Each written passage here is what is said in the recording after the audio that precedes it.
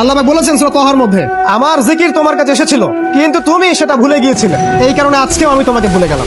ওয়ামান আ'রাদা আন যিকরি ফাইন্না লাহু মাঈশাতান দানকা ওয়া নাহশুরুহু ইয়াওমাল কিয়ামাতি আ'মা। যে ব্যক্তি আল্লাহর জিকির মানে আল্লাহর এই শরিয়া থেকে সরে যাবে, আল্লাহ পাক তাকে অন্ধ করে তুলবেন কিয়ামতের মাঠে। সে বলবে, রব্বি লিমা হাশারতানি আ'মা ওয়া ক্বাদ কুনতু বাসীরা। আল্লাহ আমাকে অন্ধ করে কেন তুললেন, আমি তো পৃথিবীতে দেখতে পেতাম। তখন সেই ব্যক্তি আল্লাহ পাক বলবেন যে তোমার কাছে আমার জিকির এসেছিল, ফানাসিতাহা, তুমি সেটা ভুলে গিয়েছিলে। ফানাসিতাহা ওয়া কাযালিকা আল-ইয়াওমা তুনসা। আর এভাবে আজকে আমিও তোমাকে ভুলে গেলাম। নাউযুবিল্লাহ। এইভাবে আপনি দুনিয়ার জন্য বাঁচতে পারেন অথবা আপনি পরকালের জন্য বাঁচতে পারেন।